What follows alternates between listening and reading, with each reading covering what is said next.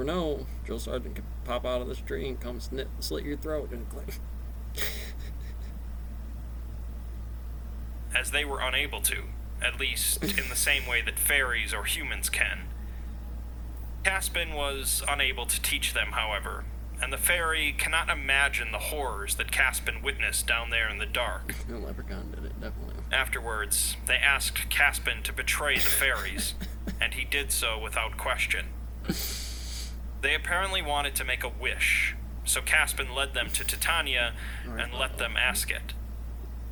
Dr. Park asks what the wish was, but the answer is expunged from the record, and the fairy is noticeably shaking from the interview, saying that it was unforgivable. Out here running around.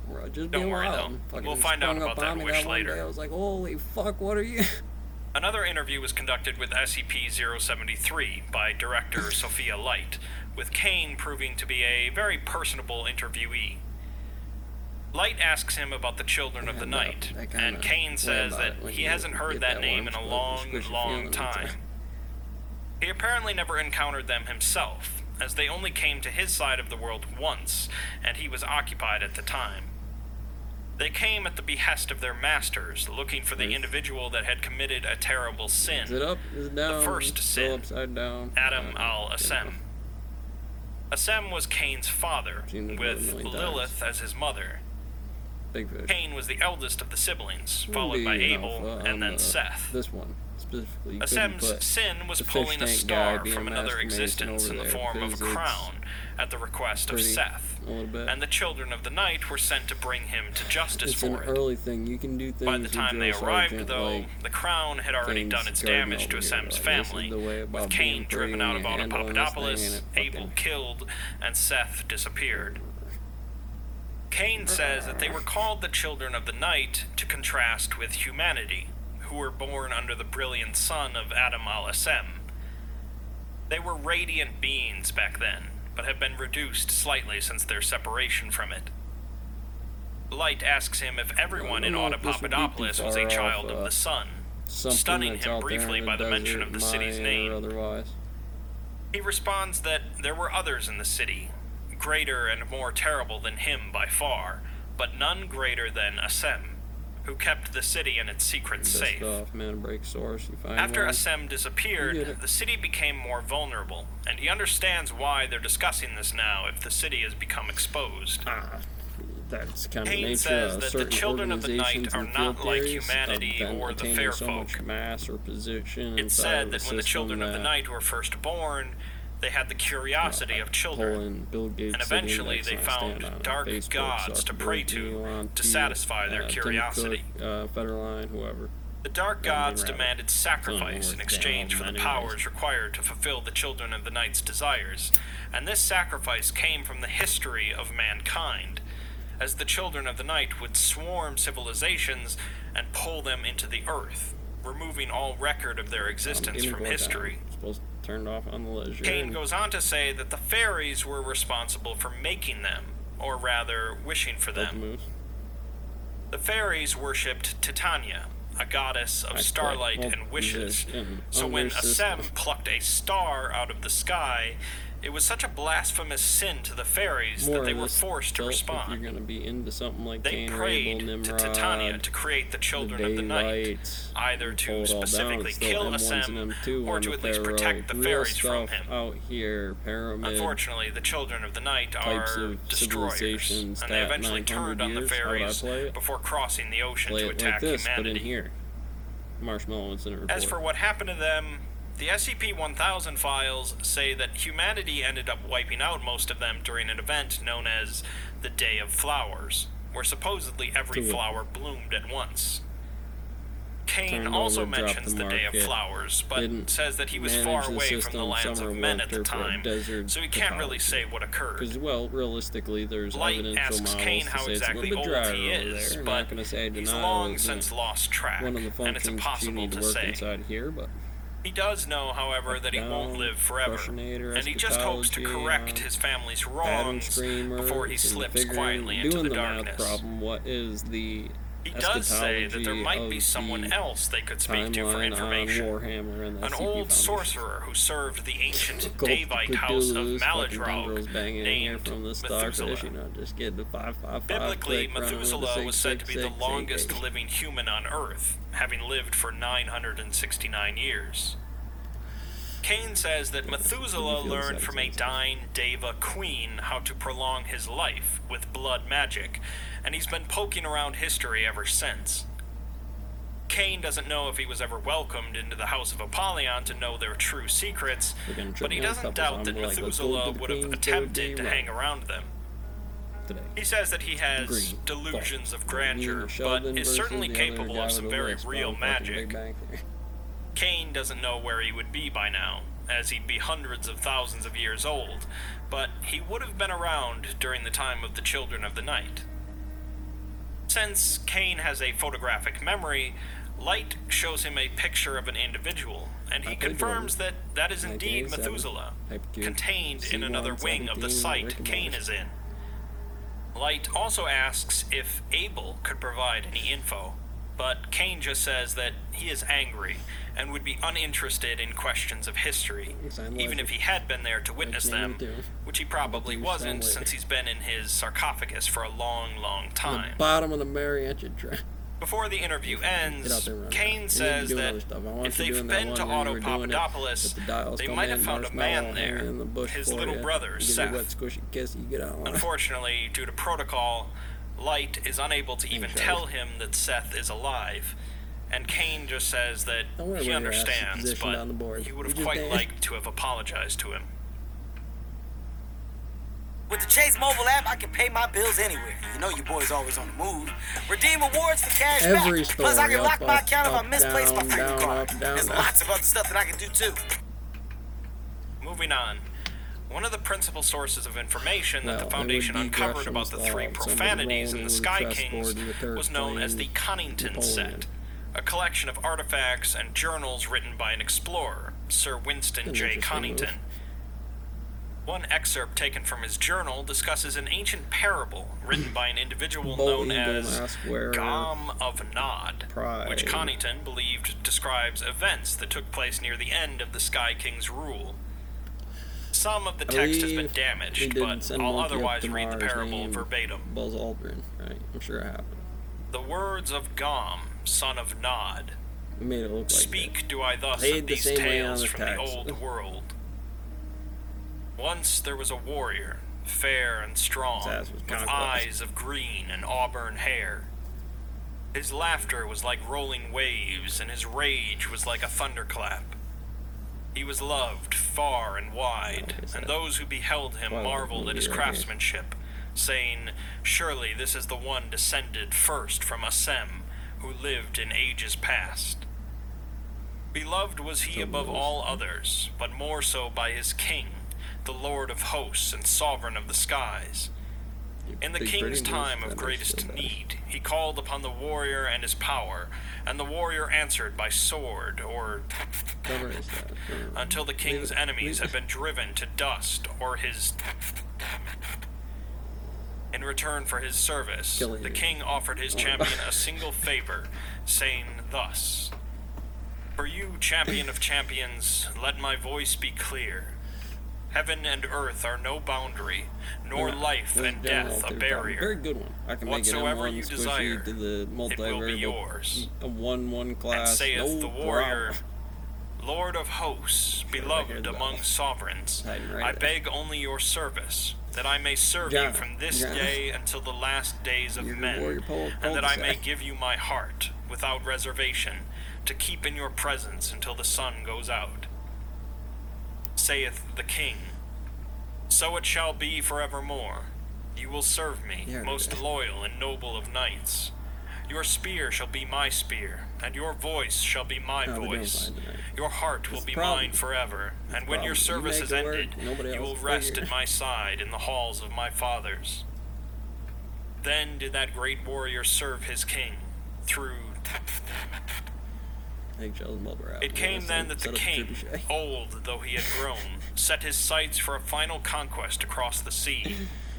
After Up, down, down, up, and down, down. Did a sickness sweep over those knights of the king, and a profanity was put into them. Driven by madness and agony, one by one they cried out to dark and fell gods for comfort from their tribulation, and one by one they succumbed to the evil put in them. I think, like all I said, that is but the you great need to champion. apply this at a psychological He had given level his heart to his king, before you can and say though you his know king enough now about slept in quantum the physics darkest to mire of the sea, where this his isn't loyalty did not dangerous. waver. He came before the king's son, This is deep in misshapen the rabbit and hole of altered, the type and of cried out to him, mentality. It's not a saying, Western, my for lord, sure. my lord, save me, From the please. sector on. Take pity on my condition, in remembrance of the service I have given Clifford the freely Red to your Dog. father and your house these many years. Free me from this wickedness, that I might serve you again. And did say the king's Go last over your son, surf and training. Knight, Make it black loyally tip, have you white served tip. my house, but this abomination you have become It's diminishes the North noble Carolina, halls comes of some my program father. on the thing. Why Well, do this it? sickness Didn't realize possesses you you. needed it. You may Probably not something reside not here in around this it. sacred Wouldn't have place, done it nor may anyways you for call free yourself a thinking warrior of in my gravity house. for IH. Turn from the evil god of our foe, Alright, and in the find end the zone, dark me and root you, from buddy. which this Gonna terror knock this flowers. Cut it down. See its fell shepherds driven before you, and succumb not to these vile I don't come from alterations. this church. Didn't build any Do of it this, as and far the as halls of my masonry was house will open concerned, to you but again. born and rule. Jump in there, If cowboy. loyalty to my Get father in you there. have left in your wretched heart, then waste no I'll go back time. down quietly. Go and seek your salvation in the black forests beyond the sea, where mine father did seal our doom. For no such salvation remains for us but to excise this dread Titania from its soil. The Do second this you and go regain your like honor.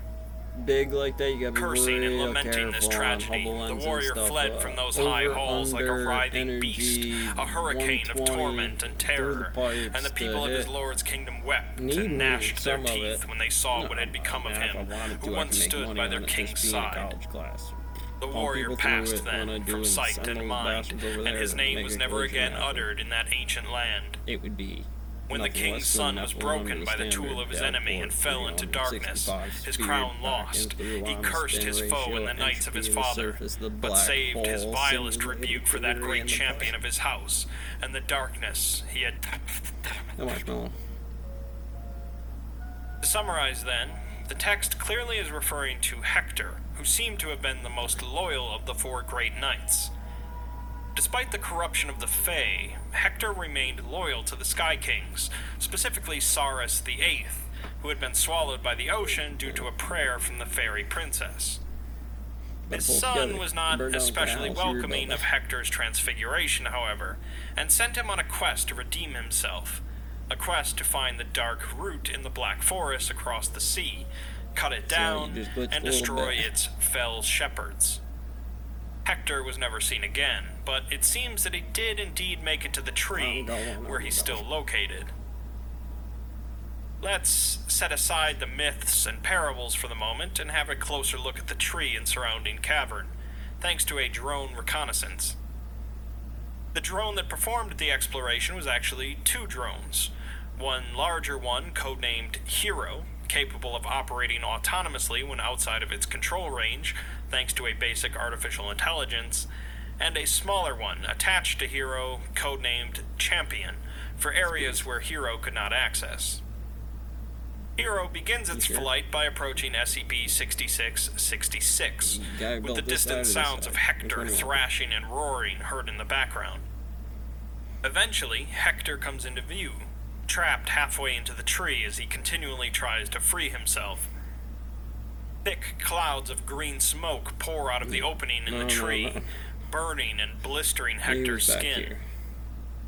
Hero flies away from the tree and Hector and descends toward the ground level of the cavern, flying eastwards. Before long, the drone flies out of direct control range and the AI takes over flight. Hero reaches the northern wall of the cavern, showing off the large, snaking tree roots that cover it. The rotors of the drone blow away some of the green fog, revealing some ruined stone structures.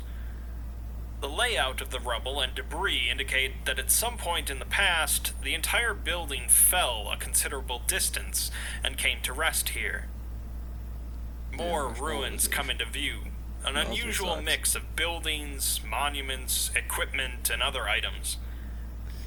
The ruins of a large stone religious structure are seen, along with long wooden row houses with thatched roofs, and strange, fleshy membranes stretched tightly over the large arched supports that appear to be bones.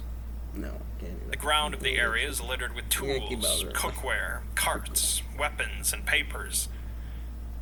Continuing to descend on the rocky slope, the drone sees more broken and collapsed houses, along with a crude storehouse and collapsed grain mill. Raphael. As the green haze continues to clear, it becomes clear that this entire section of the cavern is covered with tens of thousands of buildings, as far as the eye can see, with many of them intertwined with the roots of the tree. This is causing them to be slowly pulled into the earth itself. As Hero passes over the ruins, an alarm indicating a life form is set off as it flies over a crumbled house. The smaller drone, Champion, is sent into the house to further investigate.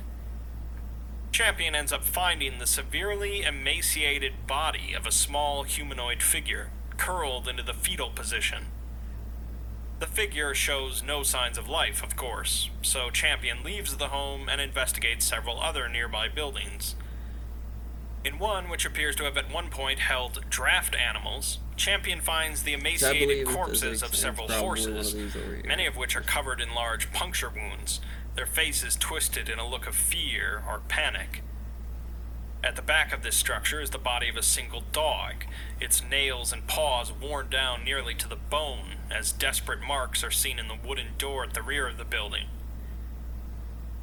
Champion returns to Hero, which turns away from the ruins and flies westward until it eventually reaches a sharp line where the ruins abruptly end. It's alive, isn't it? The rocky slope that the buildings were on continues down towards the bottom of the cavern, but no further structures are seen. 602. Maybe the life form alarm goes off again, and Hero spots a larger humanoid figure sprawled out on the rocks below, similarly emaciated. It seems to have been crawling up the slope when it died, and as Hero approaches for a closer look, more life form alarms go off. One with the SCP and the spaceship the camera and the pans to show dozens of other similar figures, all of which seem to have died while crawling up.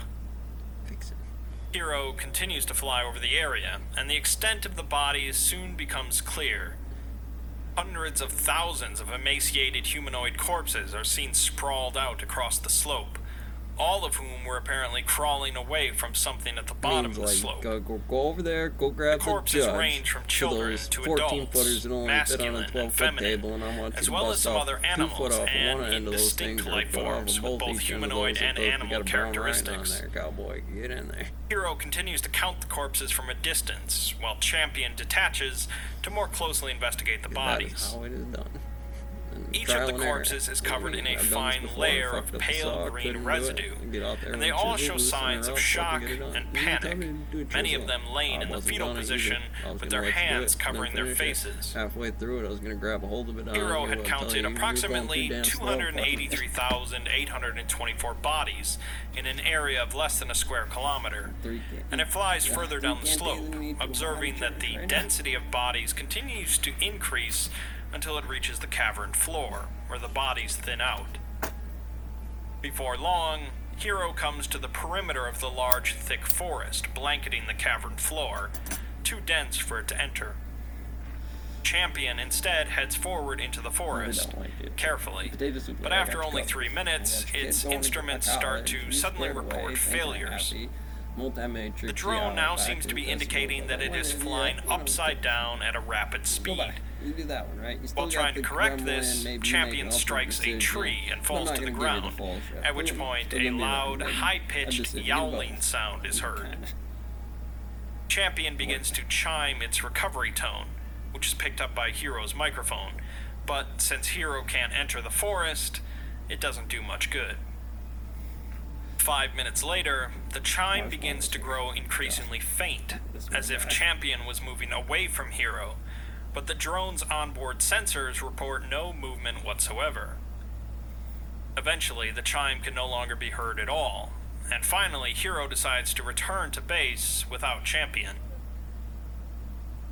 Another meeting is held. with director Lancaster and director Malthus involved, along with a large number of other Project Paragon members, ethics committee members, and 3 of the O5 council members. Just don't play it. Director Malthus introduces himself to everyone as the head of the Department of Antediluvian Research, who have made it their goal to catalog and identify as much of ancient history as they can before it's too far gone. Well, it's an operator. He says that while modern human history has been ongoing for just the last 300,000 years, the true story of humanity extends for many, many hundreds of thousands of years before that, if not further. All that occurred 300,000 years ago was a great migration from Africa and the Fertile Crescent, where our ancestors had settled after the Great Flood. Malthus says that the Great Flood was a worldwide anomalous natural disaster that likely occurred sometime between 400,000 and 500,000 years ago, which devastated any existing societies at the time. The event also caused the loss of most of the evidence of the places, events, and people